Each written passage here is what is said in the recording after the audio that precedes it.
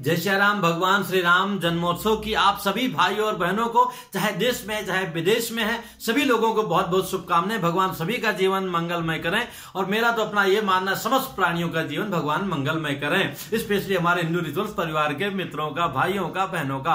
बंधु, आज मैं श्री राम नवमी के बारे में आप सबों से निवेदन करने जा रहा हूं, जो मेरा सबसे प्रिय विषय है, लेकिन सबसे लास्ट में आ पाया, इसके लिए मैं क्षमा चाहूंगा। हम श्री राम जन्मोत्सव कैसे मनाएं, जो हम सभी भारतीयों को, हिंदुओं को, सभी लोगों को अवश्य मनाना चाहिए, क्योंकि हमारे भगवान श्री राम सभी के प्रिय थे, सभी के लिए कल्याणकारी थे। हम कैसे मनाएं प्रश्न उठता है। तो अच्छी बात तो यह कि हम अयोध्या जी, चित्रकूट, वाराणसी, कहीं भी किसी भी धाम में पवित्र नदी के किनारे जा पाए तो ब्रह्म बेला में अथवा जब समय मिले जल्दी से जल्दी स्नान कर लें और उसके बाद में भगवान श्री राम जी की विधिवत पूजा करें। अगर हम बाहर नहीं जा सकते हैं तो बार बार कहता हूं, अपने घर में ही पहले सामान्य स्नान कर लें, उसके बाद में बाल्टी में पहले सरयू जल अथवा गंगा जल, सरयू जल हो तो और भी अच्छी बात है, डाल के फिर और पानी डाल के लास्ट में नहा लें।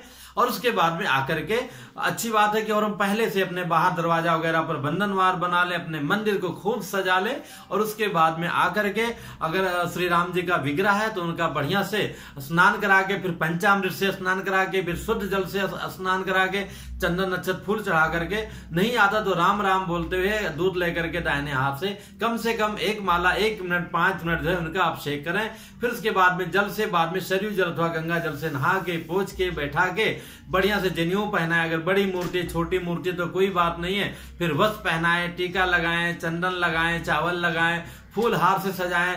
11, 21, 108 शुरुआत में थोड़ा ही तुलसी दल अर्पण करें, फूलों से, चंपा चमेली आदि से उनको सजाएं, धूप करें, दीप करें और भोग इत्यादि लगा करके, अगर इतना संभव हो सकता है, फल चढ़ाएं, दक्षिणा चढ़ाएं, प्रदक्षिणा करें, प्रणाम करें। इतना काम जो है पहले ही कर लें, एक बार प्रातः समय कर लें। उसके बाद में मध्याह्न वेला में खास करके 11 बजे से पुनः भगवान श्री राघव का अथवा शालिग्राम जी अथवा बाल कृष्ण है, लड्डू गोपाल जी हैं, उनका पुनः जो है थाली में केवल उन्हीं को बैठा करके और उनको जो है थाली में आपने स्वस्तिक बनाया, उसमें तुलसी का पत्ता रखा, उसके बाद रामाय राम भद्र अथवा श्री रामाय नमः ध्यान आते तुलसी दलानी समर्पयामि ऐसा करके उस पर उनको बैठा दिए।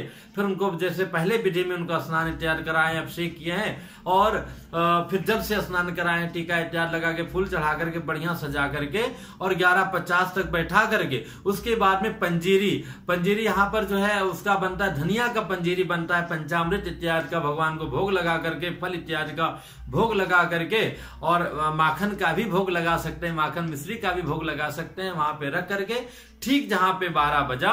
और इस बात तो हम लोगों का परम सौभाग्य, कई वर्षों बाद इतना सारा ग्रह नक्षत्र सब इकट्ठा हो रहे हैं। अब हाँ, ये भी बात आती है रामनवमी हम किस दिन मनाएं, 12 को मनाएं अथवा 13 को मनाएं अथवा 14 को मनाएं। तो बंधुओं, मध्याह्न काल में जब भगवान श्री राम जी का अवतार हुआ था उस समय जो है नवमी तिथि थी, तो 13 तारीख को मतलब 11:42 पर नवमी तिथि लग जाएगी।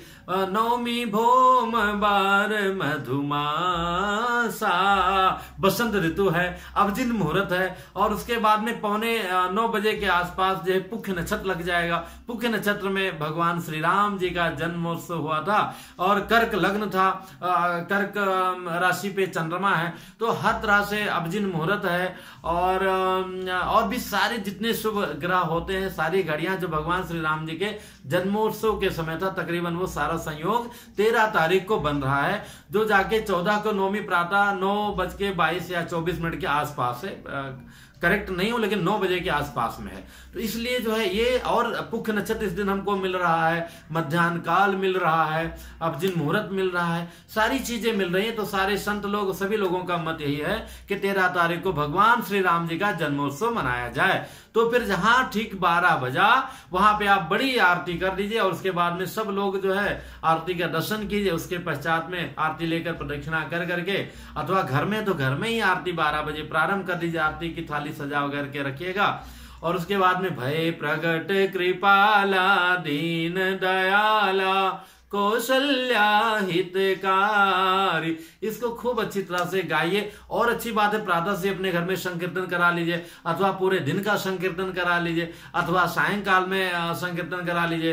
ये भय प्रकट कृपाला इत्यादि करके फिर बधैया बाजे बधैया इत्यादि गा सकते हैं, सोहर गा सकते हैं, उलारा गा सकते हैं, जो भी आपको आता है, जिस भाषा में आता है। और नहीं तो श्री राम जय जय राम तो आप कर ही सकते हैं। हमारे अयोध्या में क्या हाल होगा, बहुत मुश्किल होगा वहां पे सुबह प्रातः स्नान का। हम लोगों का जब सौभाग्य था तो हम लोग 2:30-3 बजे जय जय सिया राम सरयू मैया का आशीर्वाद लेकर के 4 बजे तक घड़े में जल भर करके सिर पे रख करके मंदिर में भगवान की सेवा के लिए आ जाते थे।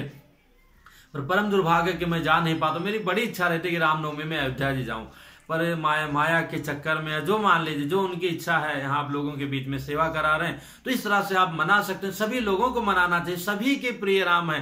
कहा गया है असुभाव कहूं सुनहु न देखो, राम जी के जैसा स्वभाव कहीं सुनने को देखने को नहीं मिलता। बहुत बातें हैं बंधुओं, हमारे गुरु जी के भी परम प्रिय थे, सभी प्राणी के हितकारी हैं, तो इनका जन्मोत्सव खूब अच्छी तरह मनाइए। और राम को मानते हैं तो पक्का तो राम जी हमारे तभी खुश होंगे जब उन्हें माँ बाप को मानेंगे, उनकी सेवा करेंगे। ना सेवा कर पाए उनका, ना तो उनको तिरस्कार ना करें, उनको वृद्धाश्रम ना भेजें या उनको अपमानित ना करें, ये इस बात का जरूर ध्यान रखें। फिर मिलेंगे हम आपको नई जानकारी के साथ में। आज ही हमारा प्रयास है कि संभवतः 10 बजे के आसपास, 10 बजे मैं लाइव आकर के और भी जो आप लोगों के प्रश्न है उनका उत्तर देने का मैं भरसक प्रयास करूंगा। जय श्री राम।